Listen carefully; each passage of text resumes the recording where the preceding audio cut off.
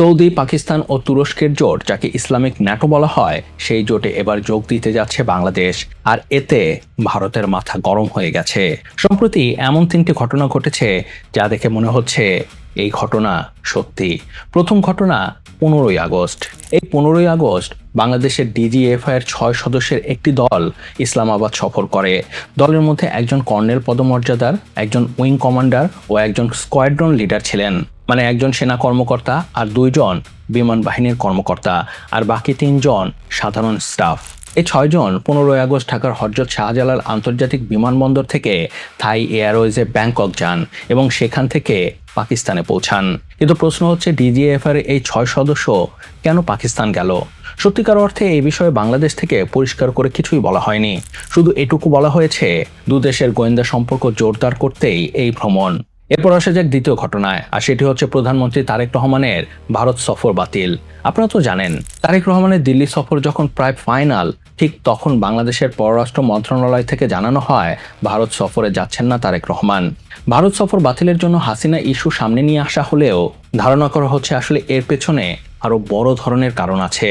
এরপর আসা যাক তৃতীয় ঘটনায়, আর সেটি হচ্ছে সৌদি প্রিন্স মোহাম্মদ বিন সালমান প্রধানমন্ত্রী তারেক রহমানকে সৌদি ভ্রমণে আমন্ত্রণ জানিয়েছে।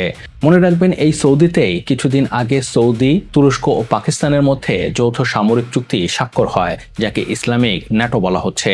ধারণা করা হচ্ছে এই ইসলামিক ন্যাটোতে যোগদানের জন্যই স্পেশালি তারেক রহমানকে আমন্ত্রণ জানিয়েছে সৌদি প্রিন্স। আর এরকম ধারণা করার যথেষ্ট কারণও আছে, আর তা হচ্ছে বাংলাদেশ ইতিমধ্যেই হুতিদের থেকে সমুদ্র রক্ষার সৌদির যে স্পেশাল সামরিক জোট করেছে, সেই জোটে যোগ দিয়েছে। তাই সৌদি আরবের আমন্ত্রণে বাংলাদেশ যদি সত্যি সত্যি ইসলামিক ন্যাটোতে যোগ দেয়, আমি অবাক হব না। আরো মজার বিষয় হচ্ছে, বাংলাদেশের মিডিয়া এই বিষয় নিয়ে একদম চুপ, কিন্তু ভারত, পাকিস্তান ও তুরস্কের মিডিয়াগুলো সরব। তারা এই বিষয় নিয়ে নানা রিপোর্ট প্রকাশ করেছে। এই 7 আগস্ট মক্কায় যৌথ প্রতিরক্ষা চুক্তি স্বাক্ষর হবার পর তুরস্কের ইসলামপন্থী দৈনিক ইয়েনি শাফাক একটি নিবন্ধন প্রকাশ করে। সেখানে প্রশ্ন তোলা হয়, কেন বাংলাদেশকে মক্কা চুক্তিতে যোগ দেওয়া উচিত। নিবন্ধনটিতে নানা যুক্তি বিশ্লেষণ দিয়ে বাংলাদেশকে বোঝানোর চেষ্টা করা হয় কেন বাংলাদেশের এই জোটে যোগ দেওয়া উচিত। নিবন্ধনটিতে বলা হয়, বাংলাদেশের সবচেয়ে বড় সমস্যা হচ্ছে দেশটি একটি বিশাল রাষ্ট্র ভারত দ্বারা ঘেরা। ভারতের সঙ্গে বাংলাদেশের সামরিক ও অর্থনৈতিক শক্তির ব্যাপক অসমতা রয়েছে। এই অসমতাই নাকি বাংলাদেশকে সামনে এগোতে দিচ্ছে না, বাংলাদেশকে স্বাধীনভাবে তার কার্য পরিচালনা করতে দিচ্ছে না। নিবন্ধনটিতে আরো বলা হয়, বাংলাদেশ যদি মক্কা চুক্তিতে যোগ দেয় এবং পাকিস্তান, সৌদি আরব ও তুরস্ক বাংলাদেশের পাশে দাঁড়ায়, তাহলে বাংলাদেশ আরো স্বাধীনভাবে পররাষ্ট্রনীতি পরিচালনা করতে পারবে। এখানেই ভারতের ভয়, এখানেই ভারতের আপত্তি। বাংলাদেশের ইসলামিক ন্যাটোতে যোগ দেওয়ার অর্থ হচ্ছে এই এলাকায় তুরস্ক ও পাকিস্তানের জোরদার উপস্থিতি, যা ভারত কোনোভাবেই চায় না। এই 2 দেশই বর্তমানে ভারতের চরম শত্রু। ভারতের ভয় এই 2 দেশ বাংলাদেশের ভূমি ব্যবহার করে ভারতের 7 সিস্টার্সকে অস্থিতিশীল করে তুলতে পারে।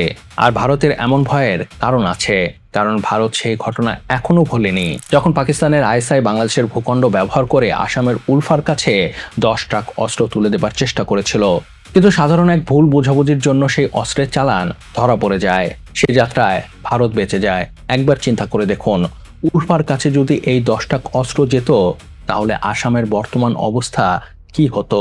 ভারত আনুষ্ঠানিকভাবে এই কাজের জন্য পাকিস্তানের আইএসআই ও তারেক রহমানকে দায়ী করে। তাদের মতে তারেক রহমান আইএসআই এর সাথে হাত মিলিয়েই এই অপকর্ম করেছে। সেই থেকে বিএনপির সাথে ভারতের সম্পর্ক চিরদিনের জন্য নষ্ট হয়ে যায়, যা এখনো ঠিক হয়নি। এছাড়াও সম্প্রতি বাংলাদেশ নিয়ে তুরস্কের আগ্রহ ব্যাপক। তুরস্ক বাংলাদেশের কাছে তাদের সামরিক অস্ত্র বিক্রি করতে চায়, সেই সাথে বাংলাদেশে একটি ড্রোন কারখানাও স্থাপন করতে চায়। আর রোহিঙ্গা, বিশেষ করে চট্টগ্রামকে ঘিরে তুরস্ক কি যেন করার চেষ্টা করছে, সেই বিষয়টি স্পষ্ট না হলেও সেই টার্গেট যে ভারত, তাতে কোনো সন্দেহ নেই। তাই বাংলাদেশের ইসলামিক ন্যাটোতে যোগদানের অর্থই হচ্ছে তুরস্কের গোয়েন্দা সংস্থার কার্যক্রম এই এলাকায় অনেক বেড়ে যাবে, এটি একটি আনুষ্ঠানিক রূপ পাবে। তাই ভারত কোনোভাবেই চায় না বাংলাদেশ ইসলামিক ন্যাটোতে যোগদান করুক। এটি ঠেকানোর জন্য ভারত যা খুশি তাই করবে, এমনকি বাংলাদেশকে অস্থিতিশীল করারও চেষ্টা করতে পারে। কিন্তু সমস্যা হচ্ছে, সৌদি যদি সত্যি সত্যি বাংলাদেশকে যোগদানের কথা বলে, তাহলে তারেক রহমান কি সৌদি আরবকে না করতে পারবে? মনে হয় না, কারণ সৌদিতে সবচেয়ে বেশি বাংলাদেশি শ্রমিক কাজ করে। সৌদিকে মানা করার অর্থ হচ্ছে সেই বিশাল শ্রমবাজার হাতছাড়া হওয়া।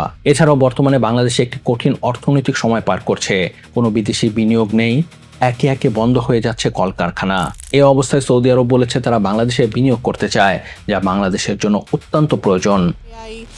Technology, renewable energy, solar energy, বিভিন্ন সেক্টরে ওনারা সৌদি আরবের সরকার এখানে বিনিয়োগ করতে তারা অত্যন্ত আগ্রহী।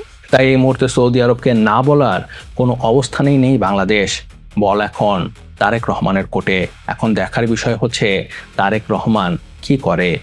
তো যাই হোক, এ ছিল এ ব্যাপারে আমার বিশ্লেষণ। এ ব্যাপারে আপনার কি মত? বাংলাদেশ কি ইসলামিক ন্যাটোতে যোগদান করবে? সেই বিষয়ে আমাকে কমেন্টস করে জানাতে পারেন।